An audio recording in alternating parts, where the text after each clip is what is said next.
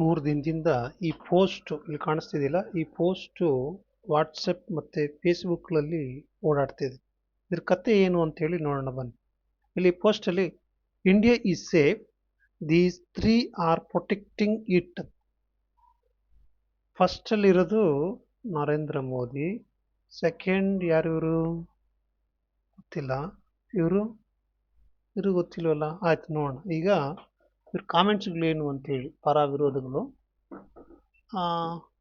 ಇಲ್ಲಿ ನಮ್ಮ ಮಬ್ಬಕ್ತರಿಗೆ ಅವರ ವಾಟ್ಸಪ್ ಯೂನಿವರ್ಸಿಟಿ ಇವಾಗಿನಿಂದಲೇ ಕವರಿಂಗ್ ಕೊಡ್ತಾ ಇದ್ದಾರೆ.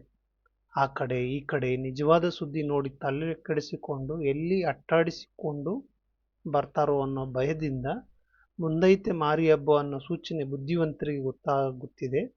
ಯಾಕಂದರೆ ಅವರ ಅನಕ್ಷರಸ್ಥ ಮಾಡಿರೋ ವಿದೇಶಾಂಗ ನೀತಿ ಎಡವಟ್ಟುಗಳು ಆ ರೀತಿ ಇವೆ ಅಂತ. ಇದು ವಿರೋಧ, ಅಂದರೆ ಇವರ ವಿದೇಶಾಂಗ ನೀತಿ ಕೆಟ್ಟದಾಗಿದೆ ಅನ್ನೋ ರೀತಿ.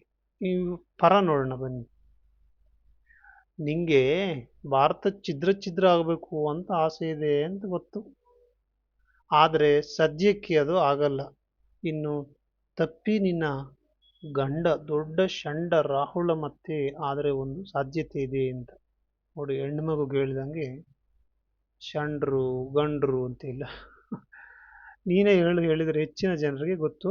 ಮೋದಿ ಸರ್ಕಾರ ಇರೋದ್ರಿಂದ we are in safe hands ಅಂತ. ಸೊ ಮೋದಿ ಸರ್ಕಾರ ಇರೋದ್ರಿಂದ ನಾವೆಲ್ಲ ಸೇಫ್ ಆಗಿದ್ದೀವಿ ಅಂತೇಳಿ. ಇನ್ನೂ ಇದ್ದಾವೆ ಸೇಫ್ ಆಗಿರೋದಕ್ಕೆ ನೀವು ಪೋಸ್ಟ್ ಆಗ್ತಿರೋದು ಅಂತ. ಇವರೆಲ್ಲ ಫೋಟೋ ನೋಡಿ, ಫೋಟೋಶಾಪ್ನಲ್ಲೇ ಇವರ ಪೌರುಷ ಅಂತ. ಕೊನೆಯದಾಗಿ ಎಲ್ಲಿಂದ ಬರ್ತೀರಿ ಅಂತ ಮಂಗನ ಮಕ್ಕಳು